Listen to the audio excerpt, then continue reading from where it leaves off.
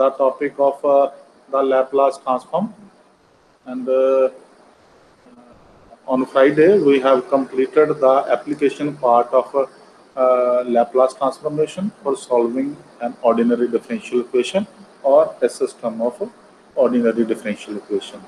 Now, today we are going to continue with the topic, the Laplace transform, with some more basic definition. The definition, first one is unit step function.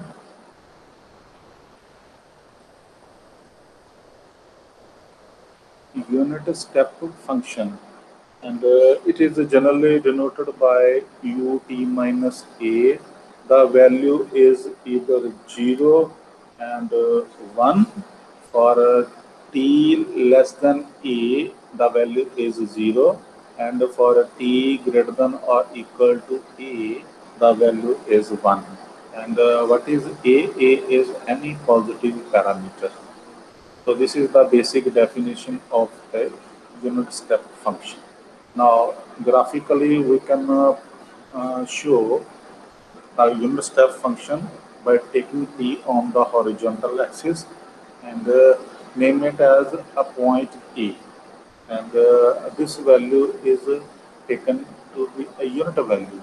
So ultimately, we can say that the graph will be like this. Along the vertical axis, you can take u as a function of t minus a. Now you just see this value is a unit value. So whenever t is greater than or equal to a, mean t is on the right hand side of a, the value is a unit value, this one. And when t is lying on the left of a, the value is 0 value, and that is lying on the horizontal axis. So it is a one unit step upward. That is a unit step upward. This is just like a step, and that is why the name is a unit step function.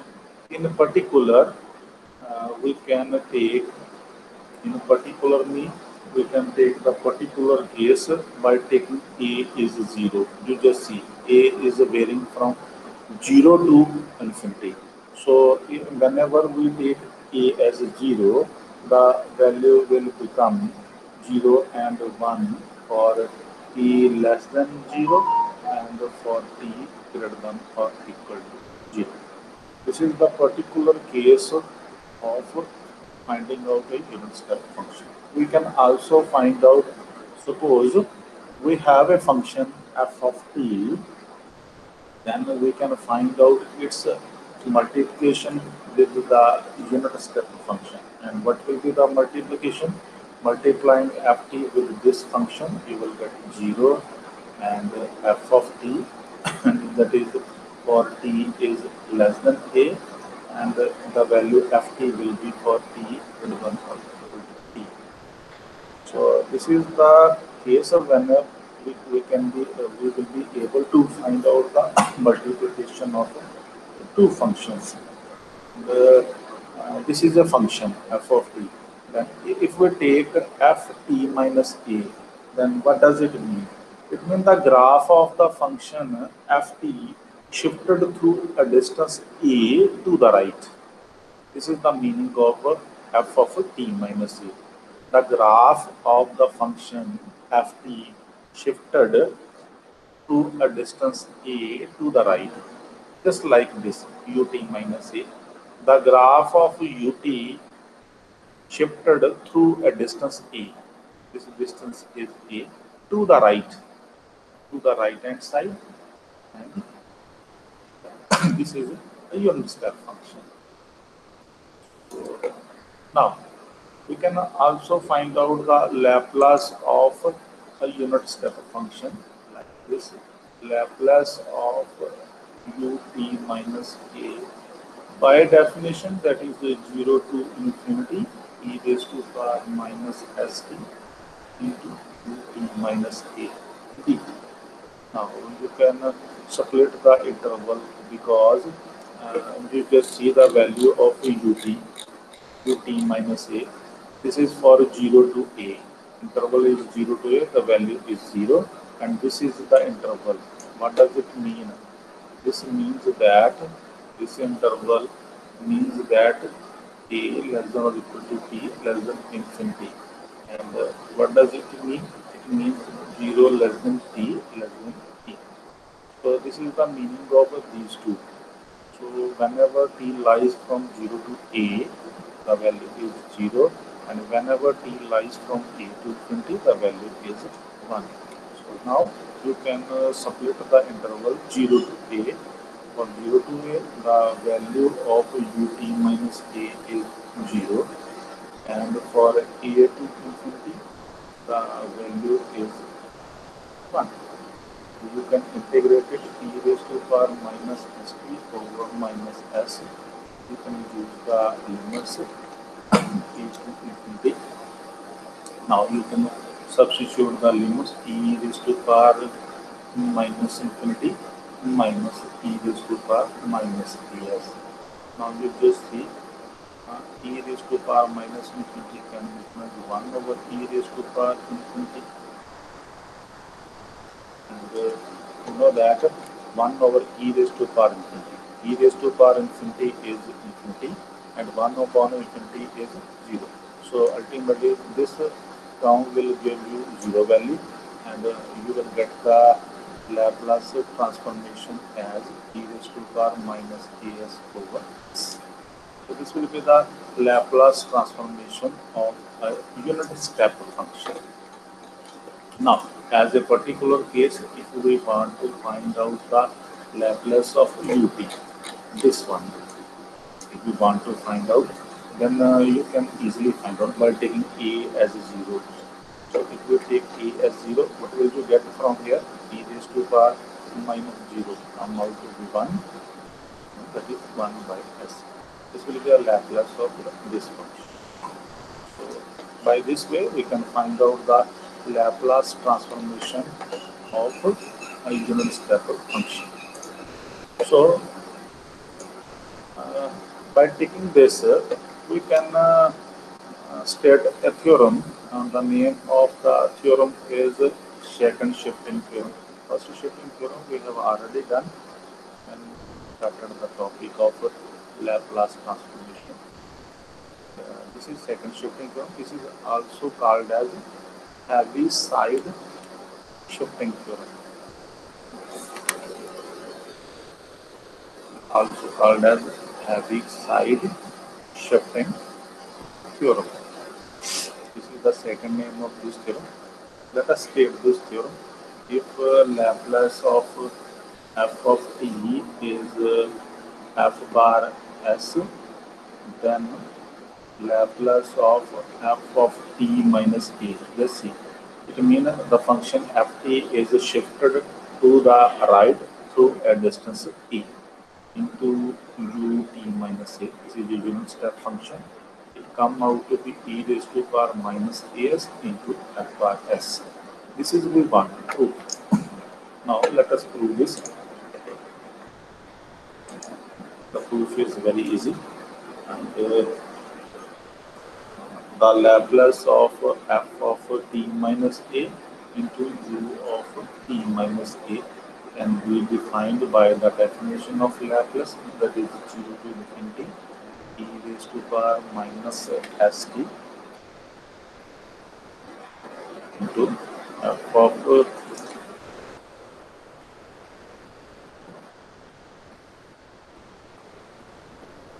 minus a into ut minus a into u. This is by definition. Yeah, you can split the intervals. The intervals are 0 to a, and for 0 to a, the value of ut minus a will be 0. So it can be written like this. That will be e raised to power minus st ft minus a into 0 t. By using the definition of unit step function, let's see, ut minus a, the value for 0 to a is 0. So we can use the value, and for value for a to infinity, it is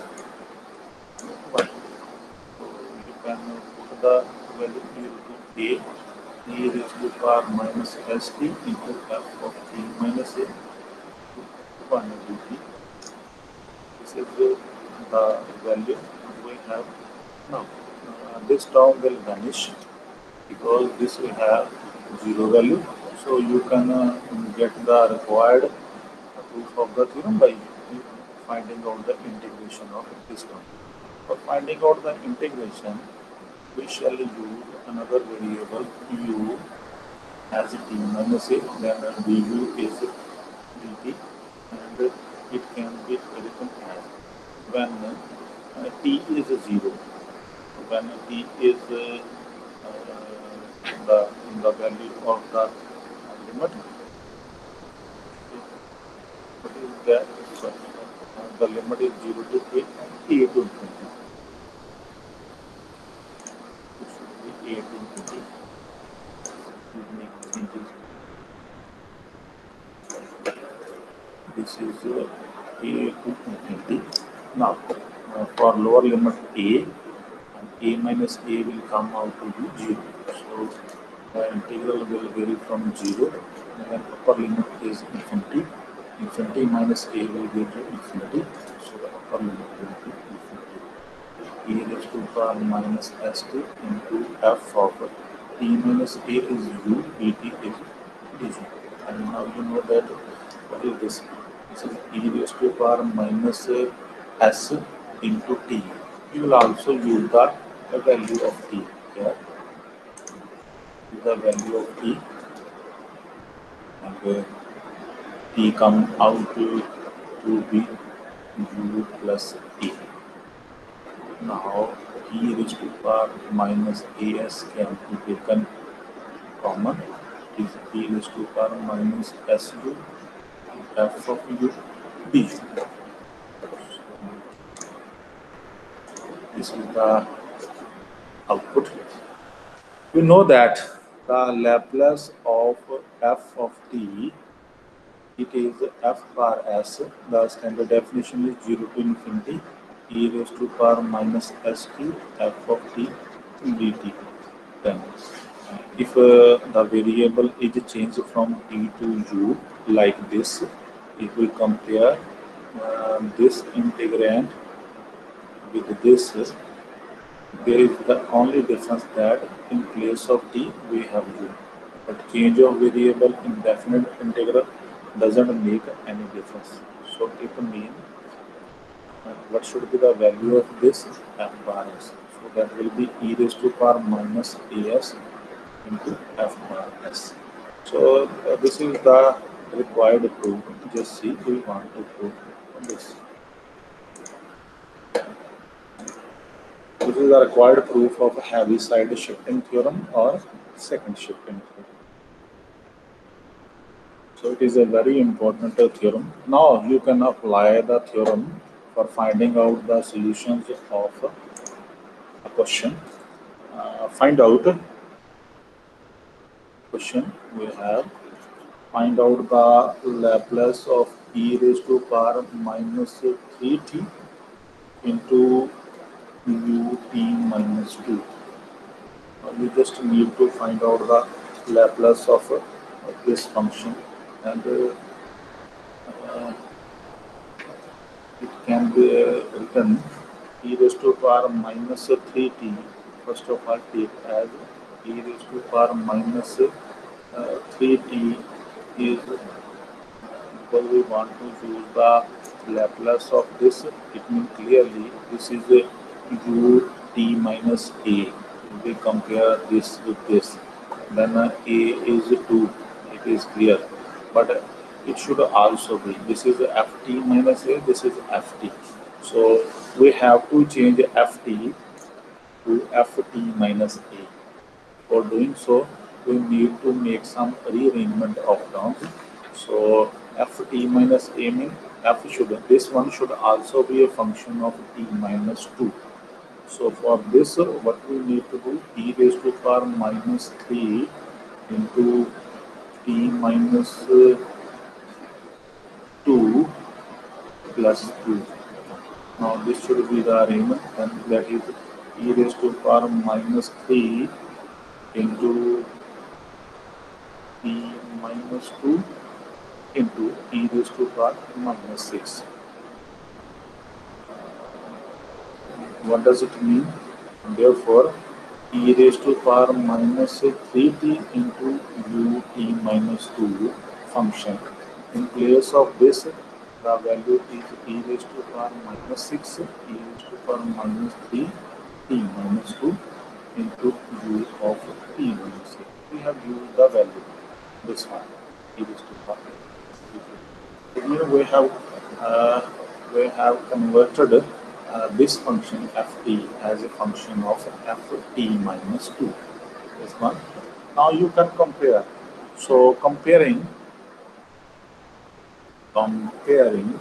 e raised to power minus 3 into t minus 2 into ut minus 2 with f of t minus a into u of t minus a. And what shall we get? We shall get the same. The value of a will be 2. And what should be the f of t? F of t will be e raised to power minus 3t. It's clear. So ft is there. The value of a is there. Now, what should be the Laplace of this? The Laplace of this is e raised to power minus as f bar s. A we have the value of a. We just need the value of f bar s. So for this, therefore, f bar s mean Laplace of f of t. And what is f of t? Here, e raised to power minus 3, that is 1 over s plus 3. But remember, this is the Laplace of this function, f of t. And whatever your f of t, e raised to power minus 3t. But what is the conversion? The conversion of this function, this one, is equal to this. So we have to use this value. Then, therefore, the Laplace of e raised to power minus 3t into u of t minus 2 should be equal to the complete term, this one, e raised to power minus 6, and the Laplace of e raised to power minus 3 into t minus 2 into u of t minus 2. Then e raised to power minus 6, this one. Now you can use this value of the theorem, that is e raised to power minus 2s into f bar s, that is 1 over s plus t. So what it come out to be, e raised to power minus 2 can be taken from s plus 3 over s plus 3. So this is the required Laplace transform by using second shifting theorem. Be very careful while you are applying this theorem, because we have to use the theorem, second shifting theorem. The same theorem can also be applied for finding out the inverse Laplace transform. Let's see how. Find out the Laplace inverse of e raised to power minus s on s plus 1 cube.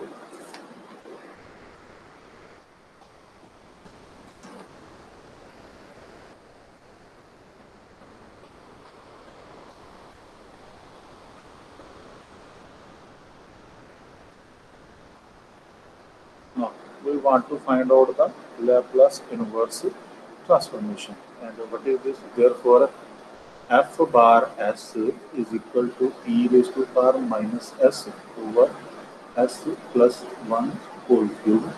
Then what should be the f of t? F of t means its L inverse. Its L inverse is e raised to power minus t into t square on 2 factorial.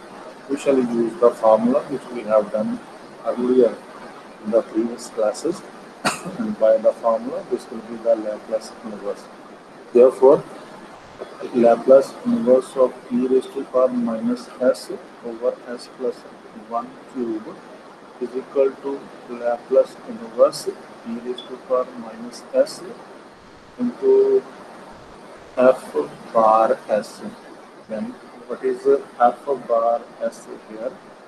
F bar s is this one. This should be 1, not e power. This one. Its the L inverse is this.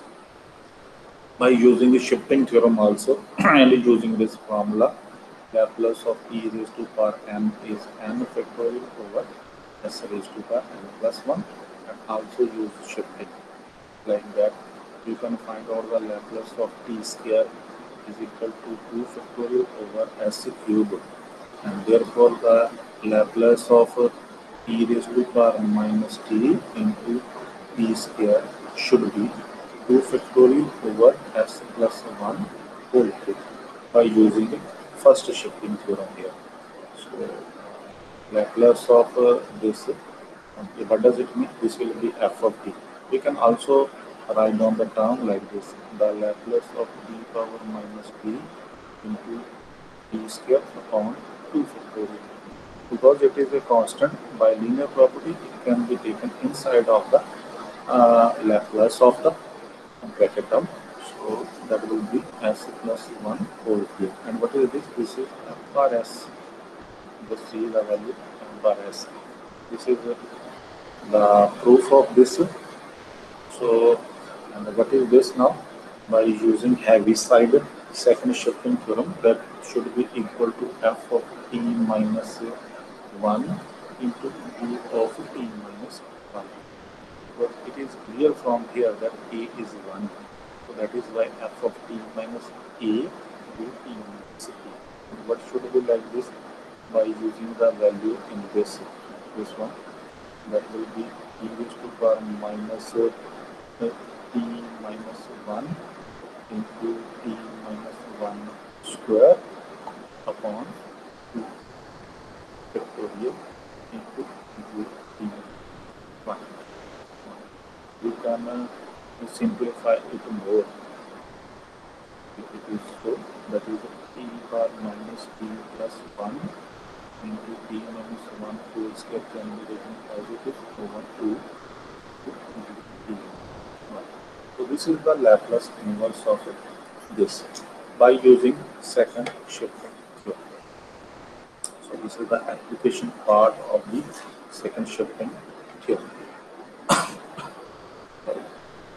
So by this way, we can apply and find out the Laplace transformation and inverse Laplace transformation by using second shifting theorem or heavy side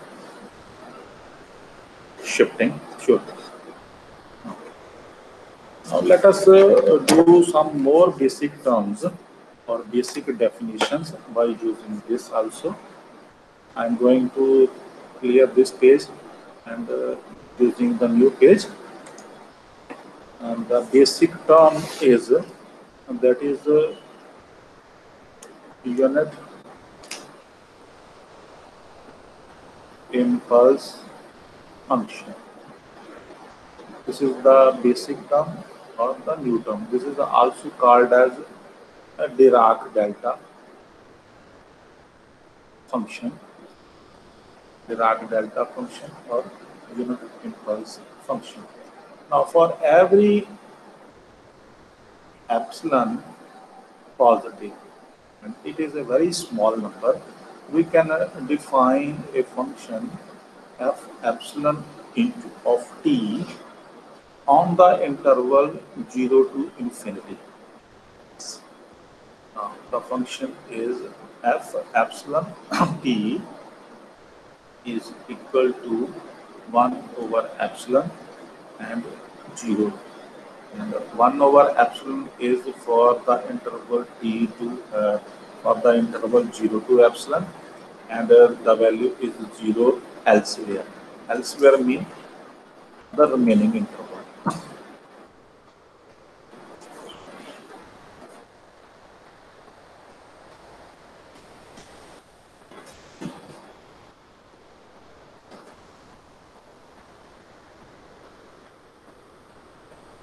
elsewhere, the value is 0. Now, let us understand what does it mean. It means that in the horizontal plane, we should have on the horizontal axis we have t, and on this axis we have the function unit impulse. On the vertical axis, the value is 0, and this value is named as epsilon. And we have this region, this one, and take it as a shaded region by drawing small lines. Now, this is the interval 1 over epsilon. It means for 0 to epsilon, the value of the function is up to 1 over epsilon. This length is up to 1 over epsilon. And for the interval lying on the right hand side of epsilon, on this side, the value is 0 elsewhere. And also on the left hand side of the 0, on the negative side of that, when t lies in negatively, the value is also 0. So this is the meaning of unit impulse function. Somewhat little similar to a unit step function. Now, as a limiting case, when t approaches to 0, that is, when t approaches to 0 means epsilon approaches to 0. And this will be the limiting case, and we will call it as a Dirac delta function. Whensoever we shall call it as a Dirac. What does it mean? The value of f epsilon t is named as delta t. This is the name of Dirac delta function. So this is a unit impulse function. This is the new function as a limiting case when t approaches to 0, or as epsilon approaches to 0. The function is named as Dirac delta function, and its value will come out to be infinity. You just see 1 over 0 will be infinity for t is equal to 0.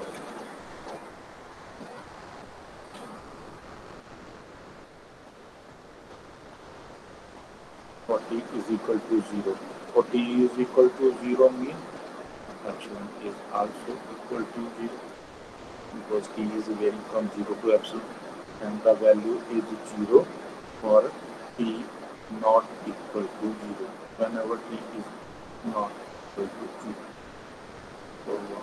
So this is the definition of Dirac delta function, which we can find from the definition of unit impulse function. Listen, as a limiting case. Now we can integrate Dirac delta function delta t with respect to t, and we shall be able to find out the value as a limiting case, that is 0 to infinity. What was the delta t? Delta t was as a limiting case when t approaches to 0, f epsilon t into dt.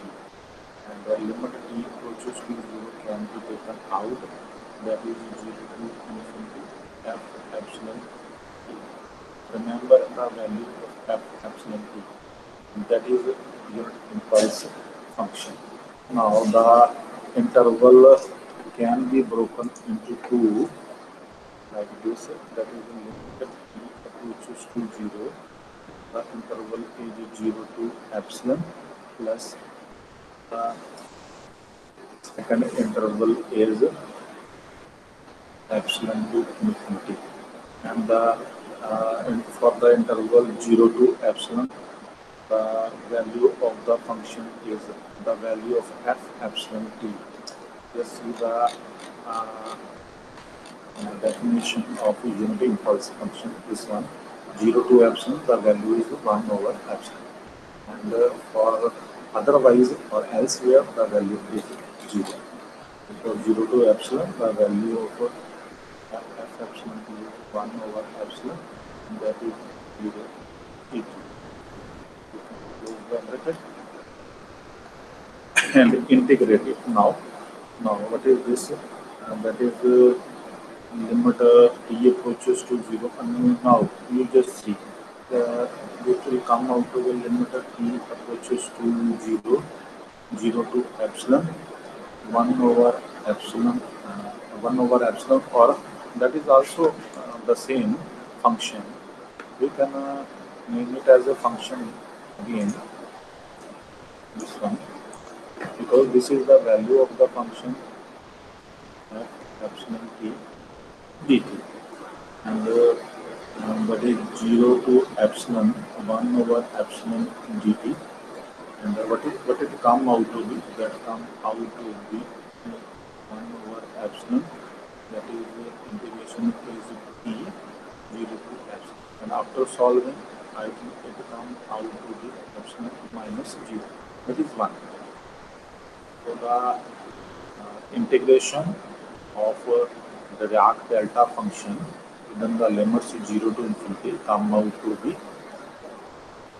1. And what is this? That is the 1 is what? That is the shaded region, this one. So that is the shaded region in the figure. Shaded region in the figure. So the above function is represented in the figure, the Dirac delta function, and it's a limiting case, and it's and we also see it as the area under the curve, area under the region, and this is the region, and the area under the curve or the region come out to be 1. So this is the limiting case, and we have been able to find out the value of this shaded region, and the value of this shaded region come out to be 1. And that is the area under the curve. Now we can also write down the function f epsilon t as in the general form, f epsilon e minus a, that is 1 over epsilon and 0, and this is for a to a plus epsilon, and this is for all values, all other values of t. Whenever t lies between a to a plus epsilon, the value is 1 over epsilon, and otherwise the value is 0. This is the unity impulse function in general form, and we can also say it as when the function is shifted to the right at a distance e. So in figure or diagrammatically, the figure will be little different. It can be shown like this. This is the figure when it is touching the origin. Now the figure will be plotted like this. Along horizontal axis we have t, and along the vertical axis we have f epsilon t minus a. That is shifted through the distance a. So this is a, and this is a plus epsilon, and this distance is come out to be epsilon, but is taken to be very small. But because a small figure cannot be visible to us, that is why we are for showing or for understanding purpose, we are plotting it a little bigger. So what does it be? We can join this with a, and this with here.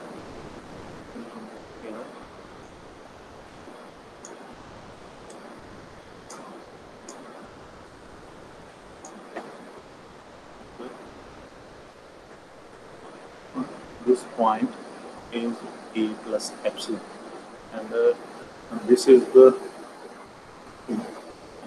up to the point on this one, that is 1 over epsilon. The right as a shaded region. So this is the unit step of unit impulse function. When it is shifted to the right, it is shifted to the right of origin at a distance a, this distance.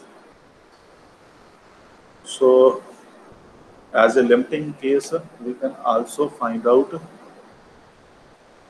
there are, as a limiting case means when t approaches to a, and what does it mean? If t approaches to a, what will epsilon approaches to 0?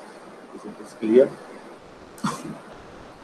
And because if t will touch this point a, there will be no difference between this, or there will be no interval from a to a plus epsilon here, and epsilon should be approaching to 0. And in that case, f epsilon t minus a is denoted by delta t minus a, and that is also called as unit impulse function or delta function. This one will be mu, that is the value is infinity and 0. The value will be infinity for t is equal to a, and the value will be 0 for t not equal to t. T equal to a means that is the value is infinity when epsilon is 0. Is clear? If epsilon is 0, then 1 over 0 come out to be infinity.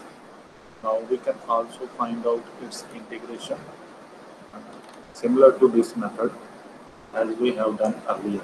This one, integration with respect to t within the limits of 0 to infinity, and let it come out to be integration 0 to infinity delta t minus a into dt. That is will be as a limiting case when t approaches to this, that is 0 to infinity.